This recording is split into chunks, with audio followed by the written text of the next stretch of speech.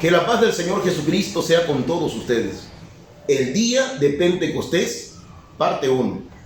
Cuando leemos el libro de los Hechos, capítulo 2, versículo 1, que dice: cuando llegó el día de Pentecostés, estaban todos unánimes juntos. Aquí vemos por primera vez la mención del día de Pentecostés en el Nuevo Testamento. ¿Y quiénes estaban celebrando o conmemorando este día?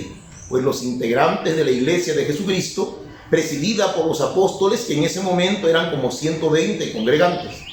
Hechos 1:15 dice: en aquellos días Pedro se levantó en medio de los hermanos, y los reunidos eran como 120 en número. ¿Se da cuenta? La iglesia estaba reunida, todos unánimes, pues el Señor Jesús, antes de su ascensión, les había ordenado que se queden en Jerusalén, porque iban a recibir la promesa del Padre, tal como leemos en Hechos 1, versículos 4 y 5, que dice: y estando juntos, les mandó que no se fueran de Jerusalén, sino que esperasen la promesa del Padre, la cual les dijo: oísteis de mí. Porque Juan ciertamente bautizó con agua, mas vosotros seréis bautizados con el Espíritu Santo dentro de no muchos días. ¿Se dan cuenta? La iglesia iba a recibir por primera vez el bautismo con el Espíritu Santo. ¿Y qué significaría recibir el bautismo con el Espíritu Santo? Pues leamos Hechos capítulo 1, versos 8 y 9, que dice: pero recibiréis poder cuando haya venido sobre vosotros el Espíritu Santo, y me seréis testigos en Jerusalén, en toda Judea, en Samaria y hasta lo último de la tierra.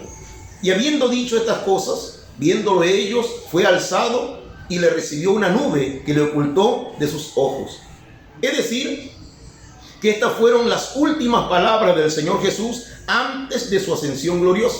Les dijo claramente a los integrantes de su iglesia que al recibir el bautismo con el Espíritu Santo iban a recibir poder para poder predicar su palabra a todas las naciones. Siempre tenga esto presente: quien recibe el bautismo con el Espíritu Santo tiene poder para poder predicar la palabra. Ahora bien, sabemos que el Señor Jesús resucitó y se manifestó durante 40 días a sus discípulos en diferentes circunstancias y lugares, y después de su ascensión al tercer cielo, pasaron 10 días y llegó el día de Pentecostés, y se cumplió lo que el Señor les había prometido, y todos fueron llenos del Espíritu Santo. Hechos capítulo 2, versos 3 y 4 dice: y se les aparecieron lenguas repartidas como de fuego, asentándose sobre cada uno de ellos. Y fueron todos llenos del Espíritu Santo y comenzaron a hablar en otras lenguas según el Espíritu les daba que hablasen. Note bien, recibieron lenguas de fuego no para estar diciendo chita rabacanda, y soja la yaquenda, ni sabaraba ministreos, no, sino que, según dice el texto, comenzaron a hablar en otras lenguas según el Espíritu les daba que hablasen. ¿Y sabe qué es lo que hablaban? Pues estaban predicando en 15 idiomas diferentes, que eran los idiomas de quienes estaban allí en la fiesta de Pentecostés ese día. Hechos 2, 5 al 11 dice: moraban entonces en Jerusalén judíos, varones piadosos, de todas las naciones bajo el cielo.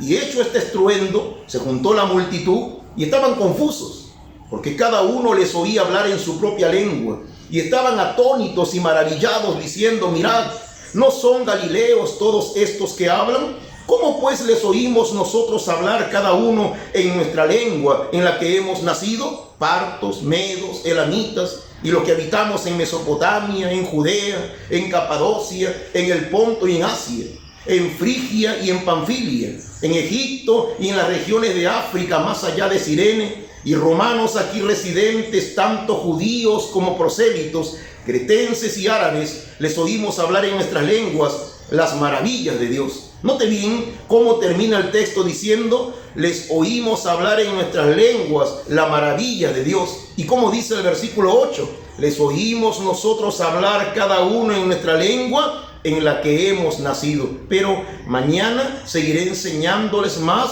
acerca del día de Pentecostés.